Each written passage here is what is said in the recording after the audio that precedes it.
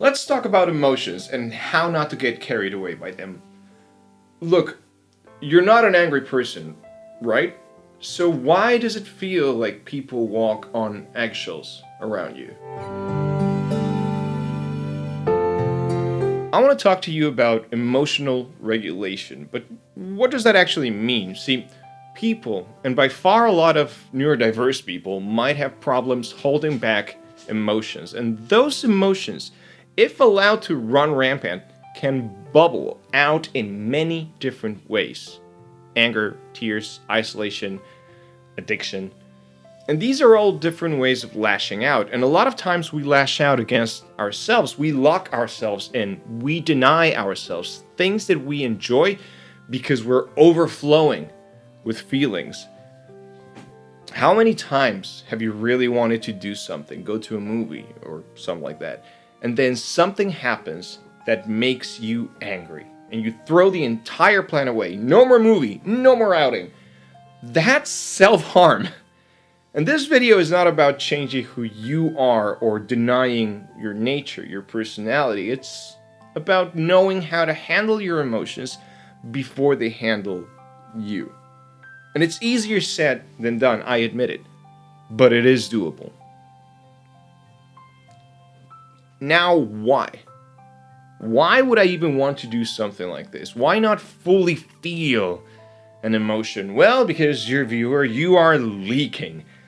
Emotional dysregulation leeches off your energy. The more dysregulated you are, the faster you're going to feel tired. You're going to end up wasting creative energy, affection, warmth on things that are not useful.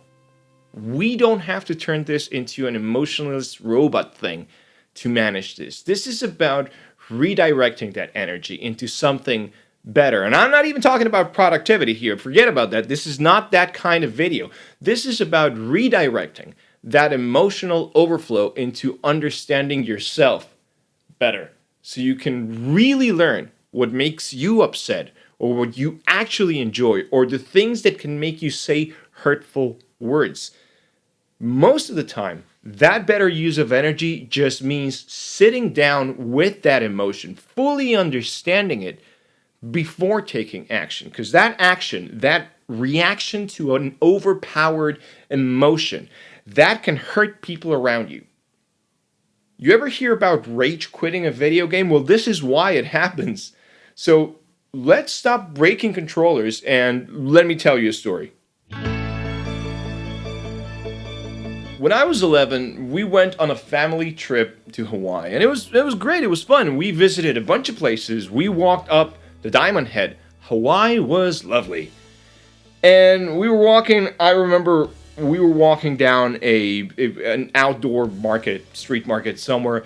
It was a nice warm night, and we were all doing fine until I started crying, bawling my eyes out. And I remember it so clearly. I couldn't stop. It wasn't a tantrum, but I was not having a good time. I cried for hours. It was dramatic. We went back to the hotel. My parents are looking after me, and they're trying to get me to calm down and asking me why, what's happening, what is wrong. I had no idea. I think I made up a lie like 20 minutes into the episode. Like, I was like, oh, I'm crying because you didn't buy me this video game that I wanted, whatever. And I knew that wasn't it, but I had to come up with something. It had been almost an hour of this shit. And to this day, I don't know what it was. Now, 20 years later, I would be diagnosed with ADHD. And I got really into trying to understand this condition. And part of the condition deals with emotional regulation. It's very hard for people with ADHD to regulate our emotions. Lots of people with similar conditions, even just general anxiety disorders, have a similar issue. We often get sidetracked by our own emotions. We get steamrolled by them. And I think what happened back then, that day in Hawaii, was that there had been a lot of stimulating sources throughout the day. Loud sounds, maybe new things, different weird textures in the food. I don't know. But it must have been a buildup of small things. And then at one point, it just spilled over. And I cried.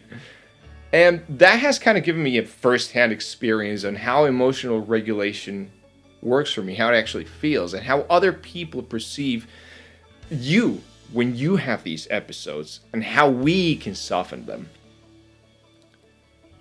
And years later, I ran into a girl from high school at a wedding. Now, in high school, I was not one of the popular kids. I was one of the lonely, not a lot of friends sort of kids. And she told me that it wasn't that people avoided me because I was uncool, which I was. People avoided me because I was seen as an angry child. I was this one kid who would lose his shit over seemingly unimportant reasons. So kids and teenagers at the time obviously stopped trying with me. And that taught me a lot, that conversation. It made me reevaluate my own relationship to how I perceived my time in high school. I was bullied, sure, but I was also a difficult kid to handle as a friend. Your mileage may vary, but that's what my gas tank looked like. First off, let's get something straight. Controlling your emotions doesn't mean you need to stop your emotions or figure out ways to not feel. That's unhealthy. There's a little gray area in there, and that's where you operate. The trick is to learn what the appropriate reaction is for you. Being by yourself when you feel overwhelmed is a good idea, for example, but isolating yourself, cutting yourself off from friends or family, or burning bridges in the process isn't that great. And trust me, I should know. I've burned so many bridges, I should add demolition specialists to my LinkedIn. So how do we manage these pesky emotions? Well, first off, we have to learn to identify the boiling point. You remember this scene from Hercules? Okay, fine, I'm cool, I'm fine. Now, this is how it feels like. And I'm fine, it's fine, we're fine, I'm fine, it's fine, everything is fine. But the secret is to get to know yourself enough so you can alert yourself that it's coming. The knee-jerk reaction, that's the thing that drains your energy. That's the thing that makes you, I don't know, want to punch walls? Say things you don't really mean? That's what we need to change. So once you notice these boiling points, the next thing you need to do is step back away. Leave the overwhelming situation as soon as possible. When you're by yourself and you're pissed off at your video game, you should put the controller down and go do something else. Don't break the controller, don't throw anything, just step back. Learn to slow down. Every activity has a sort of a dismounting action. If you're playing a video game, you need to turn off your console, so you should go into the menu and try to turn it off slowly. If you're getting too many text messages and can't focus, then take a few seconds to deliberately mute some conversations. If you're with other people, it's a little harder, but you gotta stick to your script. Slowly, softly telling them you can't handle this right now, and you need to take a step back before you say something you don't really mean. Explain that you need to back off so that you can process what is being said. Explain you're feeling like you're being forced to make a decision or to take a path of action that you're going to regret later. That's step 2. Figure out how to softly remove yourself from the situation. It's necessary. If you're watching this video, you know this might be a problem for you. And you should do this with things like when you have arguments with your family or your partner or at work. These arguments, these triggers, will continue to stew in your head, but at least you're not near what they feed on anymore. And once you've learned how to identify these boiling points, train yourself to step back and let the emotion run its course. You need to really think about the why. Why is this knocking me off my axis? Where did this come from? Be honest with yourself, because yes, sometimes it's our inability to regulate our emotions that are making things worse. And other times it's an abusive partner. It's a gaslighting parent. It's a toxic work environment. Figuring out which scenario you're in is a very delicate job. Little gray area. That's where you operate. But then you have the chance to take that answer to why you get like this, and then you redirect that energy instead of letting it control you. Is there anything it can teach you? How can we learn to deal with this when it happens again? How do we treat ourselves and other people with kindness, with softness? And how do we prevent the people who know where our buttons are from pushing them? How do we take that power away from them? Be careful not to swing too much in the other direction where you're so kind and doubtful of your own emotions that you stunt your own instinct for red flags. Be safe out there. Now, what I want you to do after watching this video is I want you to be hyper aware of when you start to lose your shit.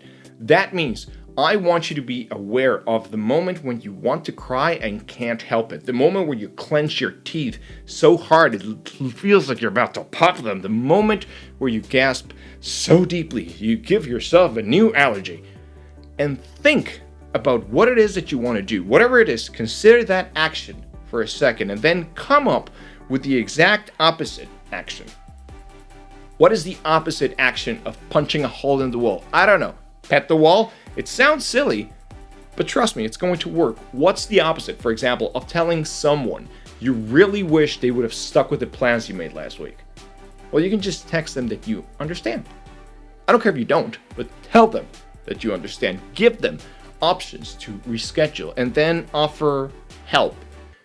Maybe they're overwhelmed too.